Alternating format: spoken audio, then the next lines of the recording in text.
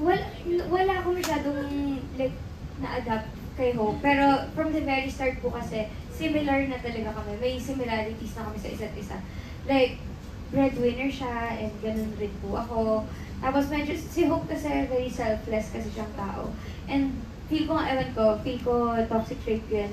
May ganun akong part sa akin, parang super, may times na hindi ko na naiisip yung sarili ko for the sake of other people. So yun po.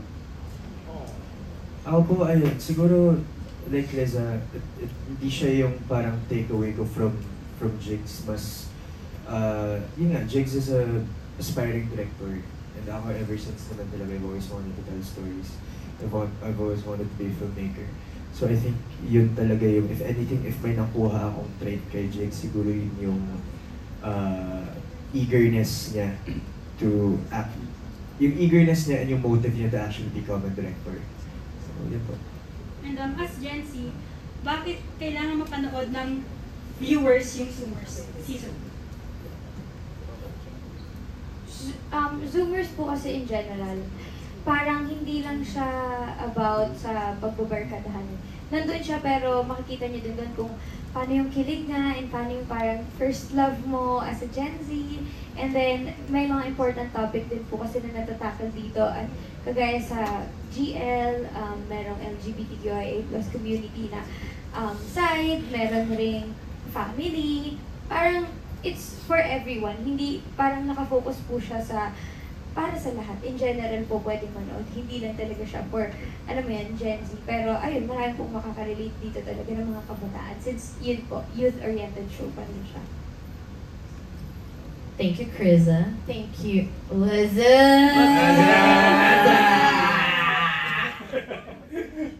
Before our killer question from Albert Abelido, let's call Coach Abby for her question. Coach Abby! May GC kami ng Nikki. Kasama sa question ko later. Pero our first question is, ABS-CBN is actually home for many youth-oriented shows. So panahon ko kasi, hindi lang millennial. Nabuto natin Gimmick na GI, tapos Gimmick na G-Dash. So, kaya na kayo. So, question is, did you watch those stuff to help you prepare for Zoomers? So, yung first question, meron ba kayong like research or do you have any idea and what sets this show apart? And the second thing is, medyo said, what if gusto namin Nikki maging part ng Zoomkada? Anong requirements? Or anong role kaya makikita natin? Pwede papasok natin si Nikki dito? Or anyone from live stream, what does it take to be part of the Zoomkada? Thank you, Coach. Ayun. Ako po personally, di ko napanood yung Gmake or yung Gmake. Honestly, I don't know where.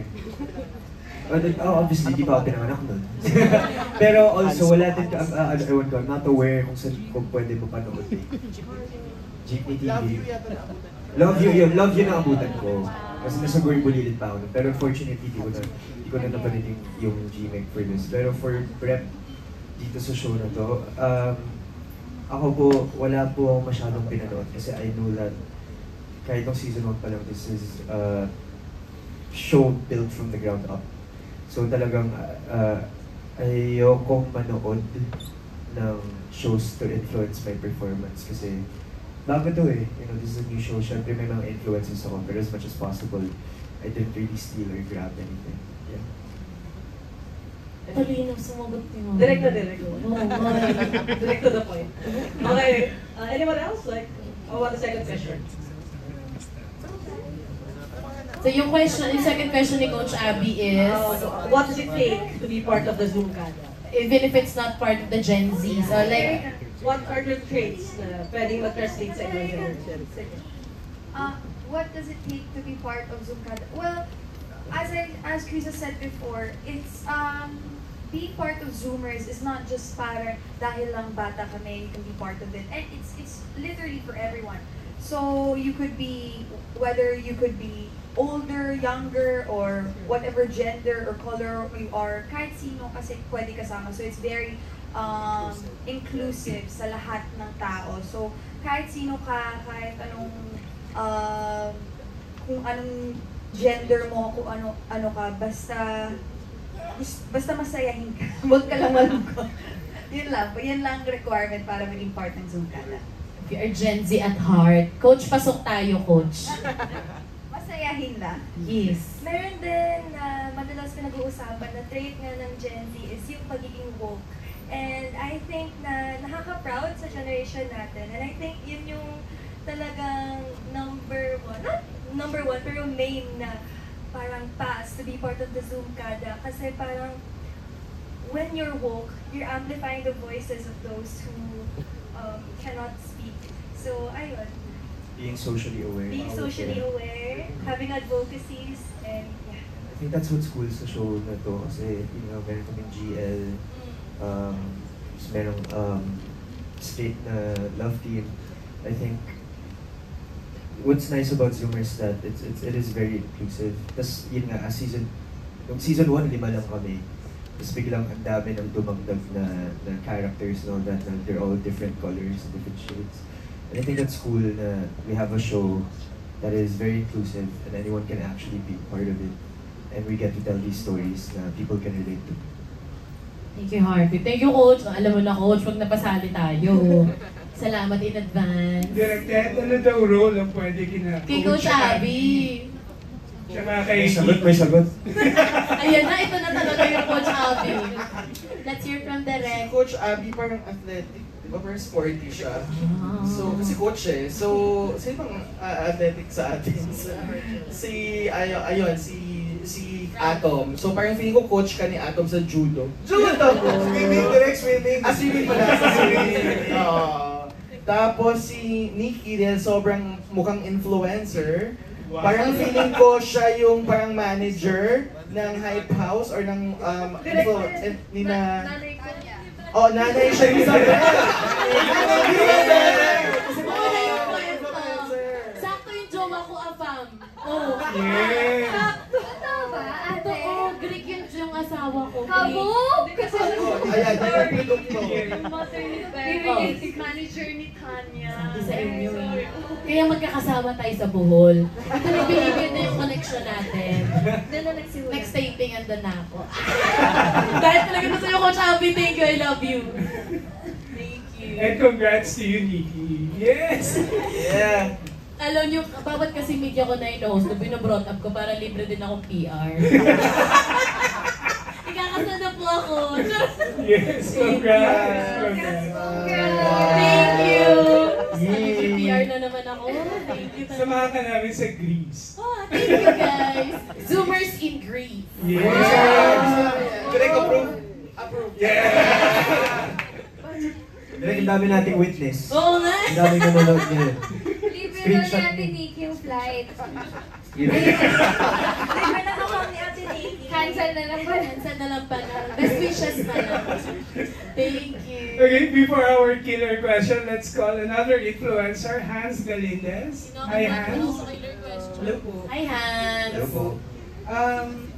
I'm Hans Galindez, a comedy content creator po. So, I will tell you something about sa cancel culture naman. I think this question is for the showrunners, but anyone from the cast can answer. So, how do you feel cancel culture impacts the freedom of expression and creativity within the entertainment industry, particularly for shows aimed at younger audiences like Zoomers? Siguro let's start with Direct Kevin. Sige, Sir Chad muna. Sir. Kala ko dahil comedy, medyo light. Nagka-ready ako ng punchline. Mahirap talaga siya, but I guess it depends on the platform. Like I'm also a director of Sparks Up. I remember sa season 1, ang daming mga, yan, ako.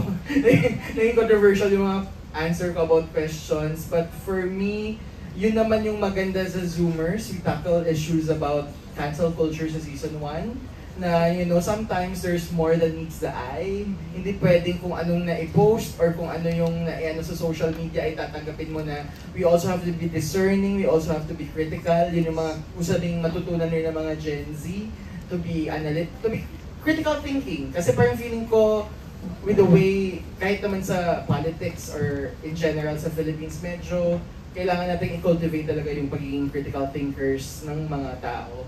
So, I'm happy na yung show namin, tinakal yun, and hopefully, may natutunan din yung mga Gen Z doon. Thank you po. With me naman, honestly amazed ako sa kung paano i-handle nga ng Zoomers yung mga issues, you know, even political ones, no? And like kakabit na yung nasa era sila ng technology, and that's why merong cancel culture na mabilis na experience ng Zoomers, no? Kasi onting ano lang nila, pag-speak out ng concerns nila, pwede silang ma-cancel, no? But that's also being authentic for them, no? So parang sa akin, ano siya, it's a matter of doing a balance act sa kanila. I guess it's a struggle, pero at the same time, yung presence ng cancel culture reminds them also to be conscious of what they say, of being wary kung ano talaga yung kailangang sabihin lang, di ba? Kasi nga, parang totoong buhay na rin naman yung social media, di ba? So dapat ganun sila mag-behave. And I guess, yun din yung somehow learning nila as, Gen Z actors, no? Na when they promote the series na really is to influence Gen Zs for the better. Yeah. I can add lang din. I think with cancel culture, the responsibility yun, I think each of us have we can just cancel someone. Pero it is a responsibility kasi you need to make sure na whoever it is you're canceling or you're calling out actually does deserve it. Yun nga yung parang sinabi ni Directed na parang there's more than meets the eye. And you really need to, it's a responsibility. When you're calling someone out, that means they did something wrong that they deserve to be called out.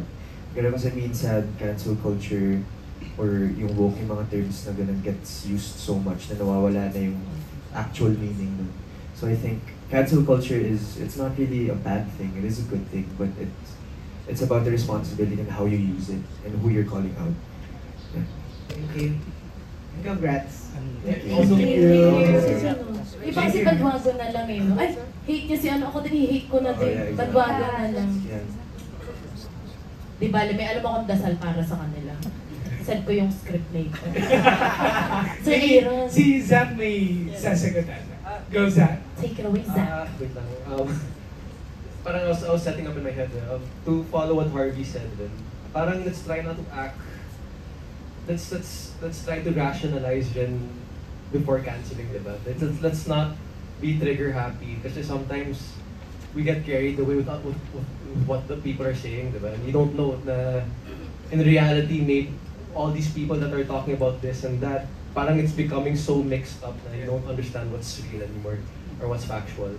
So yun nga, like what si Direk Evan said, parang let's take a step back before we start hating and let's start to think first, analyze, and then give a proper, a proper comment. Let's try not to be, sorry for the term, disgusting.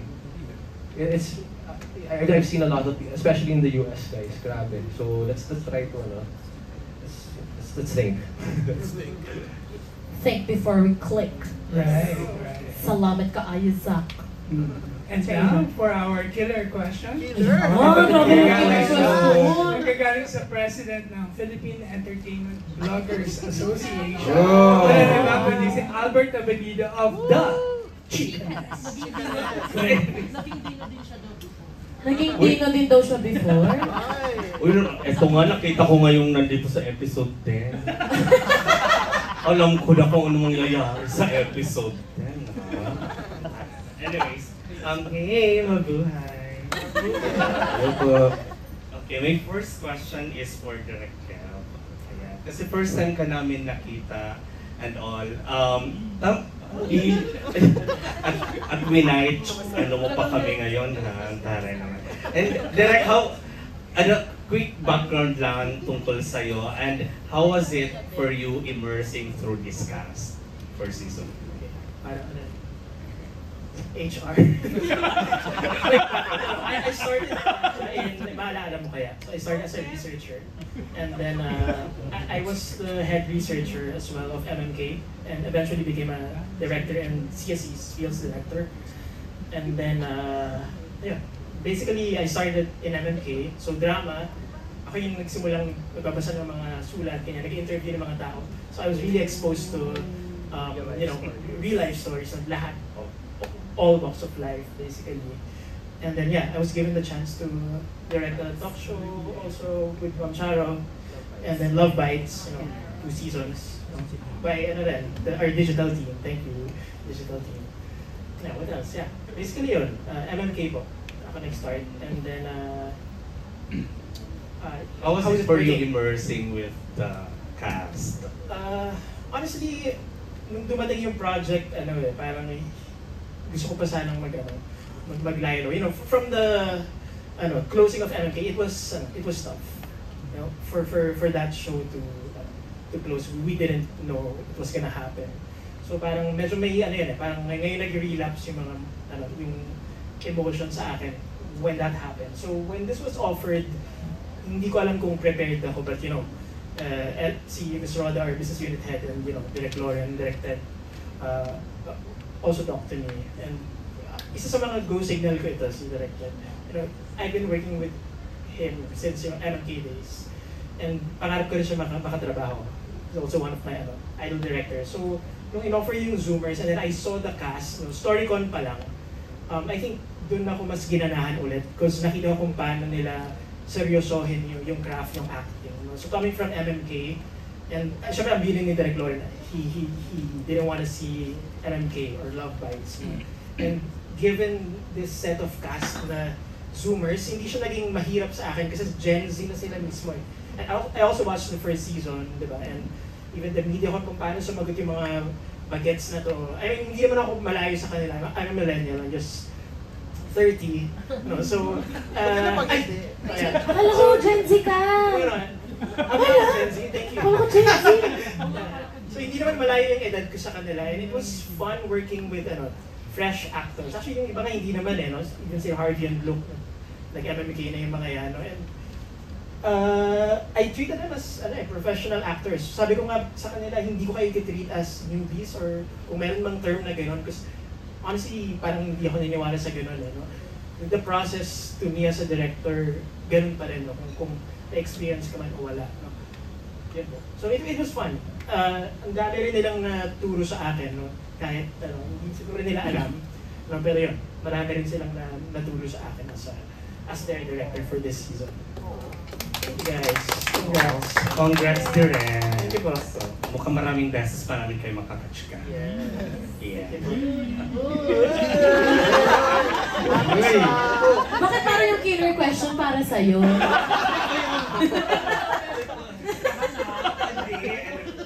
Okay, for Faye and Tanya na lang. Ayan, for Faye and Tanya, kasi parang as newbies in the industry, somehow parang it's a good, napaka-risk taker ninyo to accept that kind of role. How are you embracing this kind of role? And then, syempre iba din yung audience ninyo may certain level of audience kayo. Paano naman kayo ngayon nakikitungo with the audience that you have built because of your tandem? First of all, I'm very proud of this role, and I'm very proud of Crystal din for choosing to take on this role. And nung una po, very, very overwhelming yung naging support. Yung na-receive namin na support as Faye and Tanya. And then, napansin namin na, especially nung parang last appearance ni Faye dun sa season 1, ang daming naka-resonate with our characters and sobrang heartwarming siya. Also kasi, as I mentioned nung last MediaCon, dream role ko din po talaga ito to represent a queer character. And overall, I'm just very, very proud. And to know na I successfully represented a queer character and people felt seen because of it, that's enough to make me feel fulfilled. Yan po. For me naman po, I'm also proud kasi I have lots of LGBTQ friends, so I'm very happy that I was able to portray and a role that they could relate to. And I'm also very blessed kasi Star Magic and the directors really gave us this opportunity, and I'm happy na they really trusted us with this kind of role. And I'm very happy then because of course I did it with Kay. And we're friends, super good friends kami, and we really work well together rin. And we're always like helping each other out kung may nahirapan kami na lines and stuff. So, yun po. And ano po yung nasa last sa question kanina po? Yun, how are you embracing this, especially yung audience that you have built? Yun din po. I'm so na-excite din po ako kasi I didn't expect na we would get that kind of reaction. Ang sobrang cute ng fans namin, yung 2Ks, Kaysel. Kasi usually sa mga teleserye, we don't really see sweet girl, like GL couple, ganyan. Lagi naman yung parang boyish role. So it's very parang new to the eyes na people see two sweet girls who can embrace love with each other. And normal naman din yung ganyan sa Gen Z. There's different types of personalities, hindi naman boyish, hindi naman kailangan super budding, may straight, may sweet, ganyan po. There's different types of love that you can see with the LGBTQ community po. Wide ang spectrum, yes. And you audition for this role, di ba? The two of you? Yes po. How was it? Ano tumatakbo sa isip niyo ng time na like, ano yung nakapagpa-inspire sa inyo? I wanna audition to that role. Sige ako. Kasi I think it was me who was more parang kasi I feel like Kay that time parang for me lang I think she was a bit shy and unsure. Pero ako I was so happy na si Kay. I was excited na doon na nakita niya sa behind the scenes na she saw that I was intrigued to work with her. So doon na nasabi niya, hala, you so excited pala to work with me. And then ano po? Ayun nga po, kasi si Crystal, matagal ko na po siyang nakakasama, workshops pa lang, kasi halos sabay rin po kaming pumasok sa Star Magic. So, na-meet ko si Crystal online, lagi kaming magkasama sa mga dance workshop, tapos hanggat sa in-person, nag-perform po kami around 2 years ago for the Christmas special na nag-dance prod po kami together.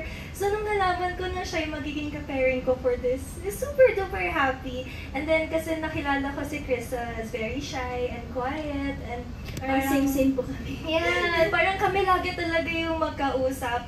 So, parang it felt meant to be. Parang invisible string. I see it as an invisible string din. Kasi yung first ever ganap ko sa ABS, it was with her. And then, yun nga, my first ever TV show with her rin. So, I'm so happy. Nakikilig na ako. Pero cute talaga sila kahit sa set. On and off ka. Thank you! Thank you po. Thank you. And last na lang for Chris Bay.